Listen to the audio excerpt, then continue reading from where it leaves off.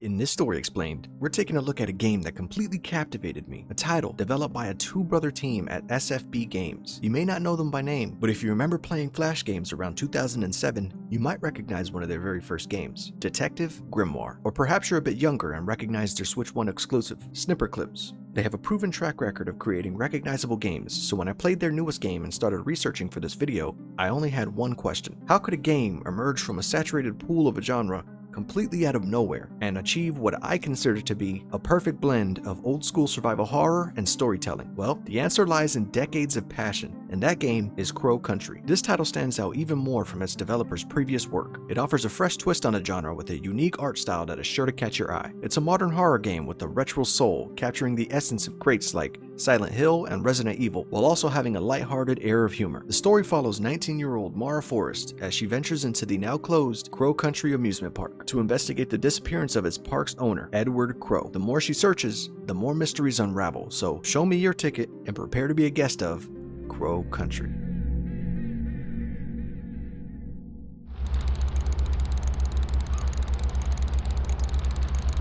The story takes place all the way back in Atlanta, Georgia in 1990. Special Agent Mara Forrest tells the player not to forget her name as she drives towards the amusement park. Mara notices another car parked nearby that's been there for some time since it's covered in debris with a plate that reads E.L. Crow, the missing man in question. Next to the driver's side door is a pool of blood, so Mara loads up on some bullets from her incredibly stockpiled trunk. Before entering the park, she reviews the missing persons file to see if there's anything she overlooked. Edward Crow was last seen by a Mr. Tolman, and the report was filed by Edward's daughter, Natalie Crow. The case was originally assigned to Detective Harrison James of the Atlanta Police Department. These names will be significant later on. Shooting the lock off the gate, she can finally enter into Crow Country, where she remembers going as a kid. Age has certainly taken its toll on the park, but you can see the potential behind the concept. The decorated trash cans, along with the colors and lights, would have created an inviting entrance, if not for the eerily empty and quiet atmosphere. As she ventures deeper into the park, Mara passes by the park's mascot, a large animatronic black crow, literally called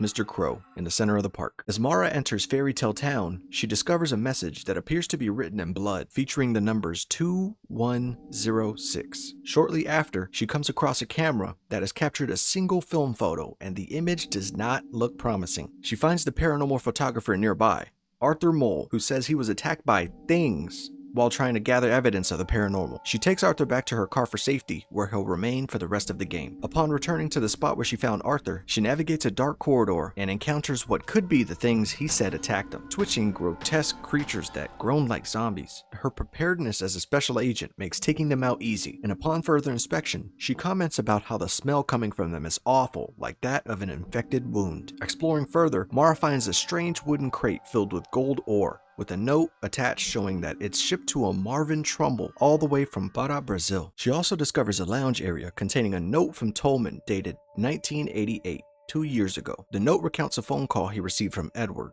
warning him that the security alarms were triggered. Tolman arrived to check the cameras and noticed someone was near a location he refers to as the pool. Despite his attempts to communicate, he received no response and realizes that something is seriously wrong. The man is making unnatural sounds and his clothes don't fit him.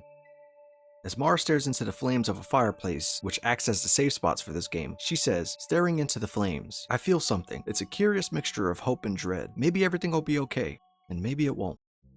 This place is now filled with more of those things, and hairy lumps of mass squelch on the floor. After passing through the entrance to a mermaid ferry and fixing the filter pump to clear her nasty murky water, Mara shoots an underwater target, making the ferry breach the water surface with a key. She uses that key to access the east side of the park, known as Haunted Hilltop, my personal favorite area. There, she encounters a woman named Julie, banging on the outside of a door. She's cold to Mara, and so Mara ignores her for now while trying to find her way through that door. Entering the crypt, she is greeted by a hand sticking out of the coffin. If she doesn't solve the crypt puzzle, she'll be having lead for dinner. And putting the statues in the correct cardinal directions unlocks the gate, where she's ambushed by another nastier looking thing. Mara discovers a break room where she opens the other side of the door Julie was locked out of.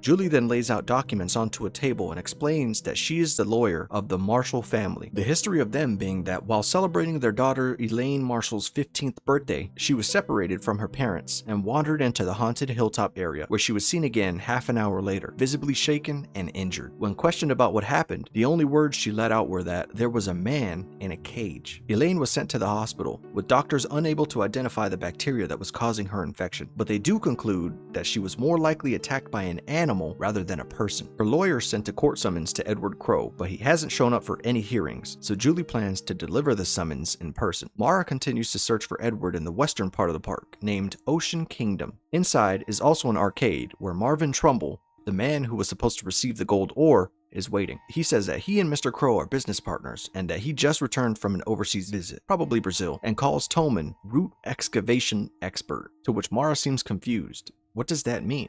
Marv leaves to find a working elevator, and our protagonist enters the adjacent cafeteria, where Tolman's note sheds slightly more concerning light on the thing called the pool. They performed an experiment where they attached a key to a rope and lowered it into the pool for 25 seconds, and when they pull it out, the key is changed. It's the wrong shape. Whatever's in the pool seems to have properties that allow it to morph whatever enters it into something completely different. Solving a puzzle will allow Mara to get a silver key that will allow her to access deeper parts of the park, but if she leaves the room, she notices a cage with something clearly inside it. Suddenly, a creature jumps out and attacks her, but it's like that key. You can tell it's human, or at least it was, but it's all wrong. Legs bent like an animal, and the skin's just not right. She manages to kill it. The number 2106 scrawled in blood, even bigger on the walls now, but she still doesn't know what it's a code to. In the center of the park, near the crow mascot, is a man in a police uniform standing by a bike. It's Harrison James, the original cop who's supposed to be in charge of investigating Edward's missing persons case. He says that he would have been here sooner, but his car tires were slashed, so he was forced to borrow his sister's bike to get all the way into Crow Country. You gotta respect that dedication. Next, Mara encounters a woman vomiting in the corner of a room. As they talk, the woman reveals that she was attacked by those creatures, and her illness was caused by just grazing her. After Mara gives her an antidote, she learns that the woman's name is Natalie Crow, the daughter of Edward. Natalie expresses surprise that Mara, being so young, was the one sent to help after the missing persons report was submitted to Harrison James. Mara explains Harrison's car issues, and Natalie then tells Mara that if she wants to access Crow's office, she needs to find a gold key, and must also disable the electrified door handle that Edward Crow had recently installed. When Mara questions her about the electrified door, Natalie goes silent. This seems to be a pattern with these people, and whatever's behind that door is clearly what Mara is searching to uncover. Using the silver key, she'll open a nearby office where Mara discovers a gruesome scene. A man is shot dead, lying in a pool of his own blood. After searching the room, she finds a VHS tape in the TV nearby that provides some answers, but also raises some more questions. The man is identified as Douglas Pike, the designer of the park. In the recording, he expresses that after 30 years of friendship, he can no longer ignore Edward Crow's crimes. He hopes that Elaine Marshall will never forgive them, as none of them deserve it. The tape abruptly cuts off, prompting Mara to continue her investigation by going through Douglas's filing cabinet. She finds documents revealing that Edward had plans for a new attraction called Cosmic Future, which was halted. While he claimed it would only be temporary, Douglas knew when he was lying. He also notes that Edward has been appearing sickly and manic. When he confronts Tolman about this, Tolman stays silent, suggesting he knows more than he's willing to reveal. Determined to uncover the truth, Douglas decides to spy on Edward and Tolman one night. He overhears them conversing with a third person, but they're speaking to this person almost like you would to a baby, using simple language. Whatever Douglas uncovers after that seems to have compelled him to record the tape and ultimately take his own life. As time goes on, more and more disfigured things begin to appear, looking even more grotesque than before. So Mara uses the silver key to unlock Tolman's office, where he sits by himself facing away before turning around in the most bafflingly aggressive but hilarious way possible. Tolman comments on Mara's purple hair, pointing out that it doesn't look like a wig, and Mara asks a lot of the same questions we have about what's going on. But we know Tolman is a part of it in some way, so of course he's being unhelpful. What he does make clear though is that Mara must trust that she does not want to know what those monsters really are. After that ominous conversation, she notices in this room is a piano puzzle, and by playing the notes F, A, C, and E, a lever opens that powers the elevators, finally letting her access what's beneath. Before she leaves, Tolman tells her not to use the elevators, claiming that she will regret it, and hopefully he won't have to stop her. Of course, Mara doesn't listen to Tolman's suspicious ass, and at the delivery dock, Near one of the elevators, she discovers a large, shaking crate, and instead of finding a monster, it's Julie inside. She explains that she was grabbed from behind by someone whom Mara suspects to be Marv, since Julie describes the guy as sweaty, and for some reason, Mara associates him with that. Mara descends the now unlocked elevators and enters the underground area, where she encounters Marv and Tolman, who obviously don't like each other and, actually pretty funnily, call each other increasingly insulting names as the conversation goes on. They're standing in front of a strange, long, vertical green tube. The tube has an oxidized copper exterior and is filled with pure 24-karat gold.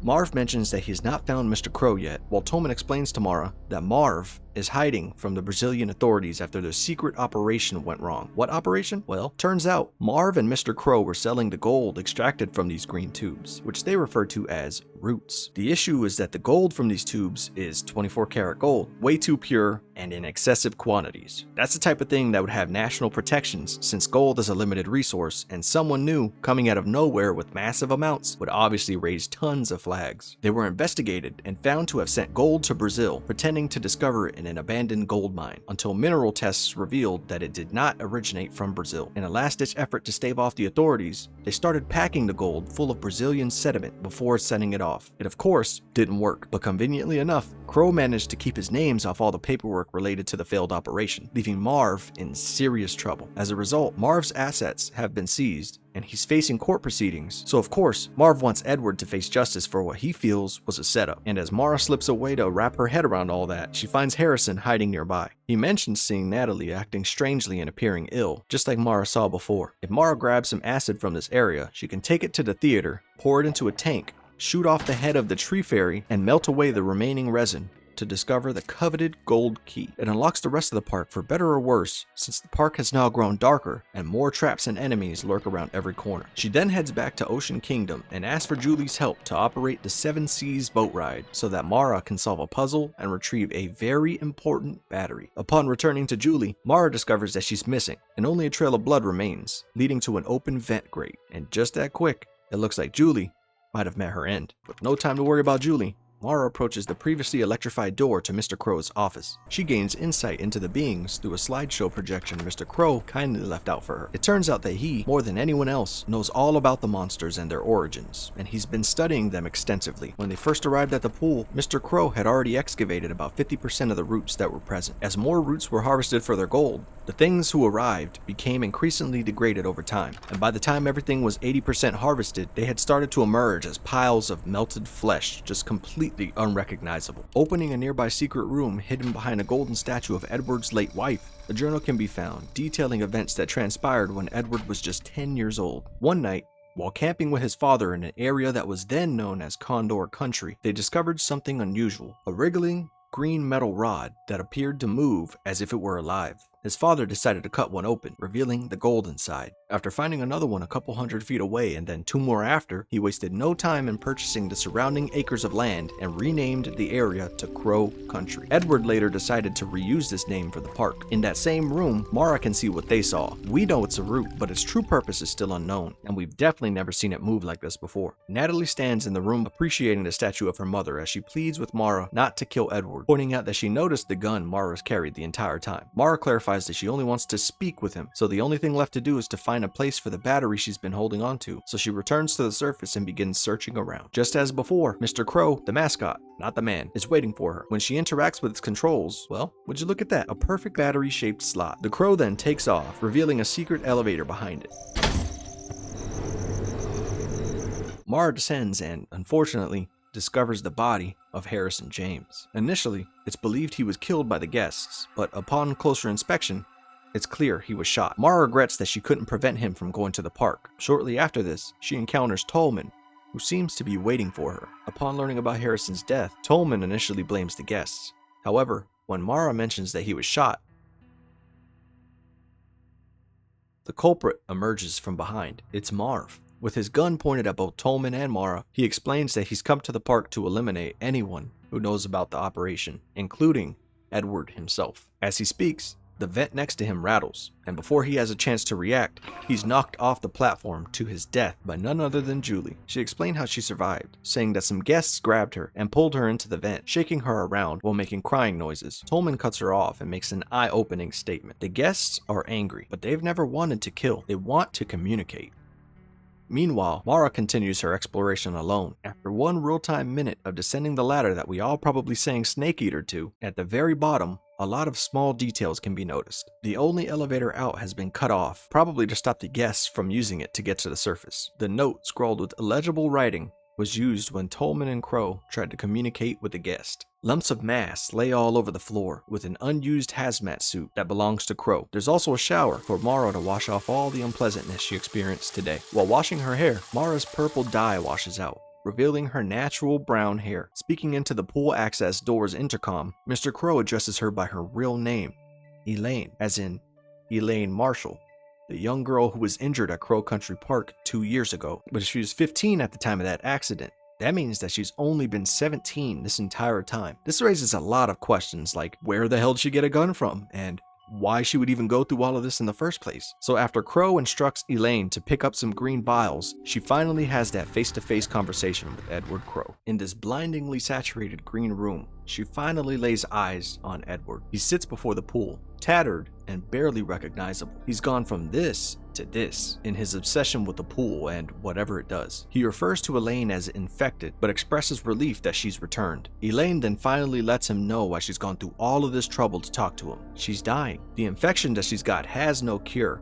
and no matter what they've tried, nothing is stopping it. He says that the way he looks now is how Elaine will look eventually, since her proximity to the guests has accelerated her deterioration. Edward admits that he intentionally failed to pay Elaine's medical treatment because he knew there was no cure available at the hospital. However, he discloses that he reverse engineered the infection with the knowledge from his biochemistry degree and created a cure, which he then separated into 5 vials, a cure for each of the compromised people here, including Natalie, Tolman, Julie, Arthur, Elaine, and Edward.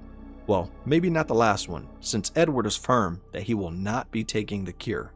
He now starts to explain the pool, or what's left of it after his harvesting. The pool is a gateway, a portal of sorts. The people on the other side were attempting to emerge from it, but due to Edward's haphazardous mining, caused the guests disfigured appearances. The roots were essentially antennas that helped calibrate the pool to allow transport safely. But here's where it gets good. As we discussed before, when the very first guest emerged from the pool, the roots were already 50% demolished, but it was still able to speak. It told him who it was and why it had come, as Edward wrote everything down on a piece of paper. With this knowledge and evidence of something so extraordinary and being the first to witness it, you'd think that might be your clue to cut it out, but no. Edward returned to harvesting the gold from the roots, and the last of the guest's knowledge was lost after the very first one. The rest were too mutated to speak. Edward seems to now understand the destruction he's wrought and hands Elaine that piece of paper, the same paper in which he used to record the guest's last words. If she opens the note, it will say 2106, uninhabitable ruin. We come, 1988, last chance, warn, stop, change. 2106. It was never a code, it's a year, meaning the pool is essentially a time machine. In 118 years, a world-ending catastrophe will strike, and though they made it on time, they were still somehow too late. Those guests coming through were trying to escape and warn everybody, but Edward's meddling with the gold, which he himself admits he never even cared for, made that impossible. His plan now is to see what's on the other side of that pool, and he believes that whatever awaits him will be a fitting end. He requests that Elaine kill him if he returns, and reluctantly, she agrees. When Edward jumps into the pool, the roots collapse, and then there's silence. Until he emerges as a horrifying mutated form, just as they anticipated.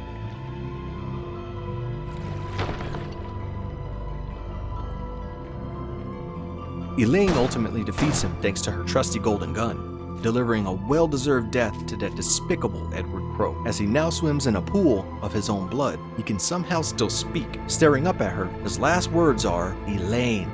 It's before she stops him. She doesn't need or want to know what's on the other side. Edward then reminds her of her promise, and with the final pull of a trigger,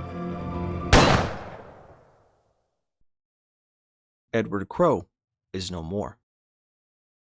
It cuts to everyone around Elaine's car as they take their share of the cure, and while she sits by the fire, she says, "Staring into the flames, I feel something. It's a curious mixture of hope and dread. Maybe everything will be okay, and maybe it won't."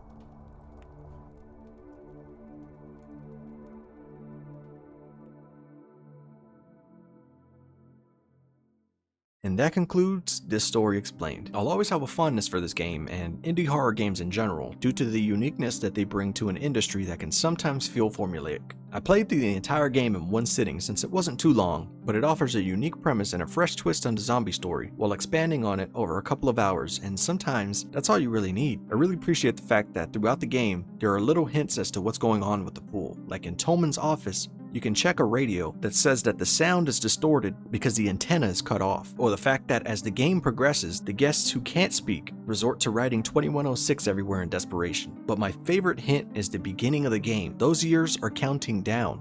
We're time traveling all the way back to the story, just like them. I hope the talented team at SFB Games continues to create more games so that I can continue to enjoy their work. I had a lot of fun putting this video together, and I want to extend a massive thank you to all the new subscribers joining the channel from the Parasite Eve video. We went from 70 subscribers to nearly 700 in just one video, and 30,000 of you viewed that video. I'll be forever grateful for the support, and it's especially meaningful to me that Parasite Eve was the game that received so much love, as it holds a special place in my heart, and apparently in yours as well. So from the bottom of my heart, thank you. Now let me know your thoughts of Crow Country in the comments below, as well as any suggestions you have for future videos. If you'd like to support the channel, consider leaving a like and subscribing if you haven't already, or just watch. Anything helps, really. In the next video, we're rewinding all the way back to zero and exploring the origins of survival horror's most iconic franchise, starting with a train ride that sets everything into motion. See you there.